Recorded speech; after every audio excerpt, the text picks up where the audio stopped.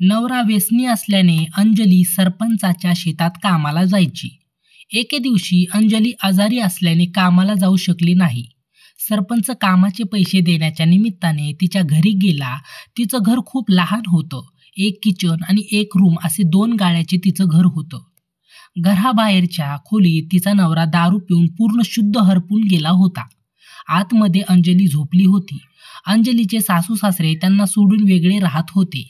त्यामुळे घरी ती व तिचा नवरा दोघे असायचे. सरपंच आतमध्ये गेला व तिला खेटून बसला व विचारपूस करू लागला. खूप जास्त ताप आहे का असे विचारत त्याने त्या बघायच्या निमित्ताने तिच्या हातावर हात ठेवला.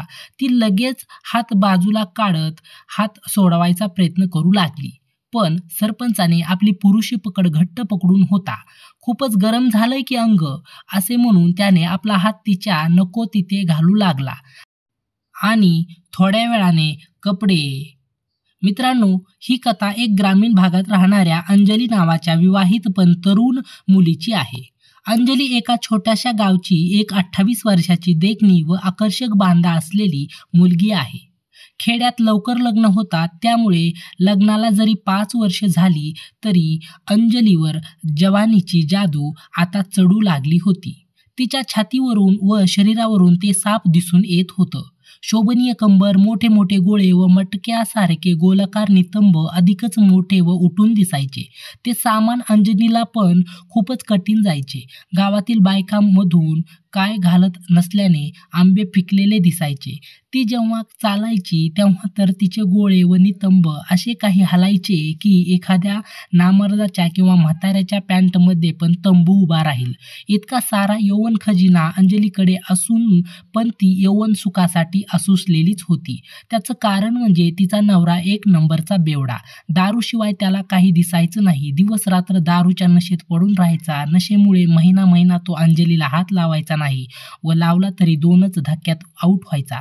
अंजली तशीच तहानलेली तडफड करत पडून राहायची. व्यसनी नवरा कामधंदा करत नसल्यामुळे अंजली गावातील इतर बायकांसोबत गावच्या सरपंचाच्या शेतात रोज कामावर जात असे. सरपंच हा श्रीमंत पण रंगेल माणूस होता. बाईचा खूप नाद होता त्याला. शेतात येणाऱ्या प्रत्येक बाईवर तो डोळा ठेवून असायचा. अंजली पण त्यातून सुटली नाही. काम करताना तिच्या विस्कटलेल्या कपड्यातून दिसणारं तिचं मस्त अंग तो बघायचा. शेतात नेहमी तिला जवळ करण्याचा प्रयत्न करायचा. पैसे देताना विनाकारण हात पकडायचा. सरपंचाने आपल्या पैशाच्या ताकदीच्या जोरावर गावातील अनेक बायकांना आपल्यासोबत झोपवलं होतं. पण अंजली पतिव्रता होती. तिला सरपंचाचा खूप राग यायचा, पण पोटाचा प्रश्न असल्याने ती काही करू शकत नव्हती. अंजलीच्या मादक मुसमुसलेल्या सौंदर्यामुळे सरपंच तिच्या मागे वेडा झाला होता. पण खूप प्रयत्न करून पण अंजली काही त्याच्या हाती येत नव्हती. या दरम्यान सरपंचाचे मात्र अंजलीसोबत बोलणे खूप वाढले होते. आता तर तो तिला कुठेही स्पर्श करू लागला होता. तो तिच्या नको तिथे हात लावायचा. अंजली बिचारी कशी बशी सुटका करून घेऊन जायची.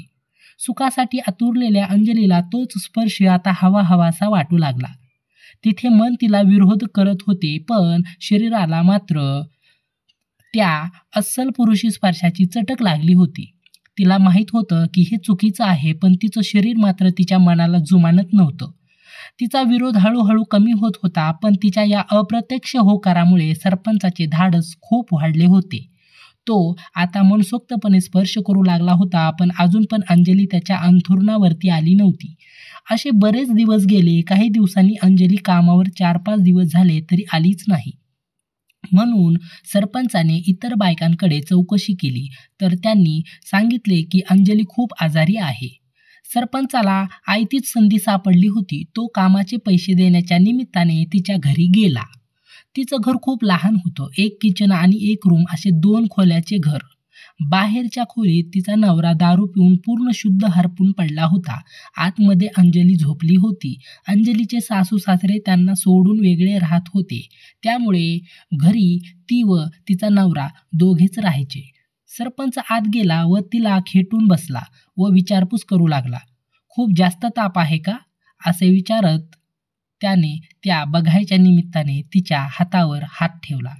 तिने हात मागे घेऊन सोडवायचा प्रयत्न करू लागली, पण सरपंच आपली पुरुषी पकड घट्ट पकडून होता. खूपच गरम झाले आहे की अंग असे म्हणून त्याने आपला हात तिच्या हातावरून हलकं तिच्या मानेपर्यंत नेला. तो आपला हात मानेवरून फिरवत होता. त्याच्या स्पर्शाने अंजलीच्या मनात लावा पेटला होता. तिने ओळखले की आज काही ह्या सरपंचाच्या हातून आपली सुटका नाही. पुढे काय होणार आहे हा विचार करूनच तिचं अंग शहारत होतं. खूप दिवस सुकून कोमेजलेल्या रोपावर आज पावसाचा वर्ष होणार होता.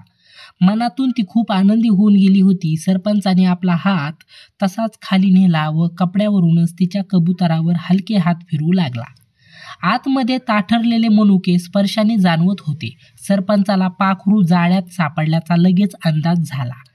त्याला ज्या गोष्टीची आवड होती आता ती त्याला खायला मिळाली होती. पण त्यांनी हे जेवण हळूहळू मन भरून खायचं ठरवलं. त्यांनी आपला हात तिच्या गळ्याच्या खालच्या बाजूवर ठेवला होता. अंजली फक्त तोंडाने विरोध दर्शवत होती. काय करताय सरपंच? नवरा आहे बाहेर माझा, काढा ना हात, ती हलक्या आवाजात म्हणाली. पण स्वतःच्या हाताने बाजूला करत नव्हती. तो म्हणाला, तुझा नवरा होय, तो गेला कधीच कोमात, सूर्य मावळल्याशिवाय काय उठणार नाही. अजून सरपंच हात तसाच ठेवून होता. त्याच्या वजनदार मर्दानी हात छातीवर घेऊन तिला खूप बरं वाटत होतं.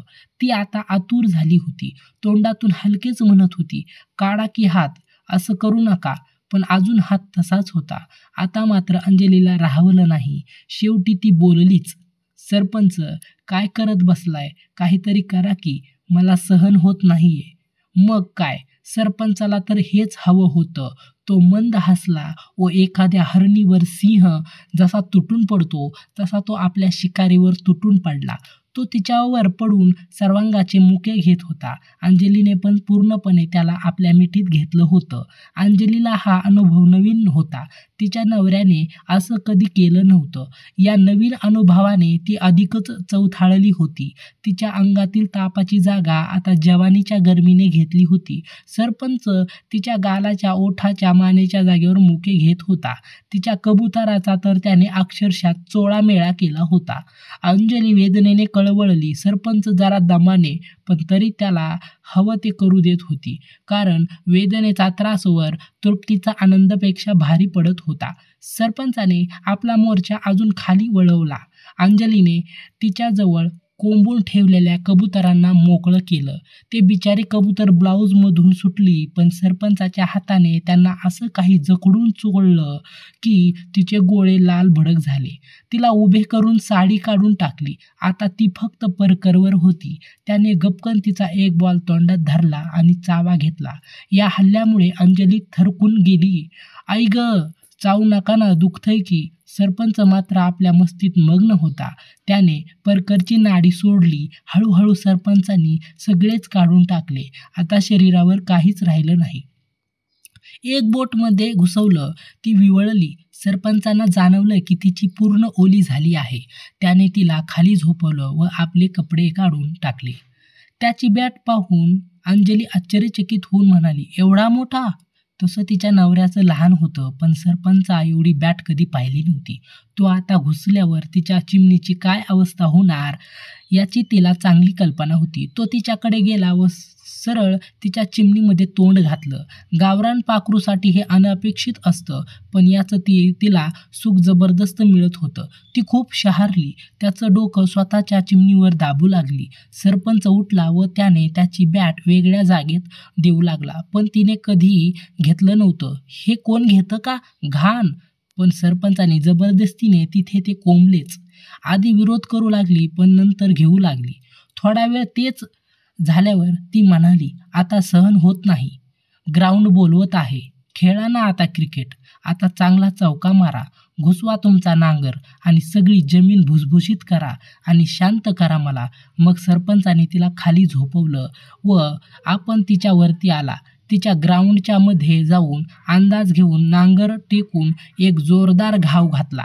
नांगर एकदम खोलमध्ये गेला.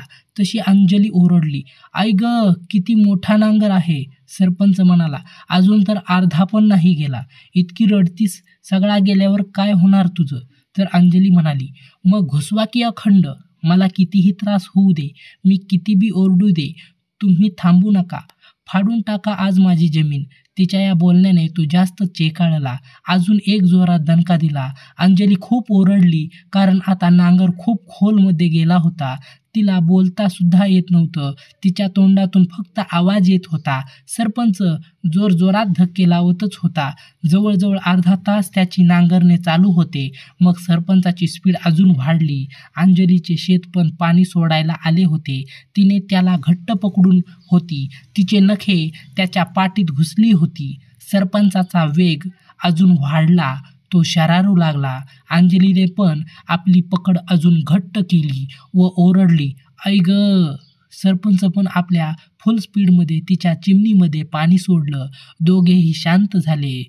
तर मित्रांनो, कथा कशी वाटली कमेंटमध्ये नक्की सांगा. आवडली असेल तर व्हिडिओला लाईक करा आणि चॅनल सबस्क्राईब नक्की करा. धन्यवाद.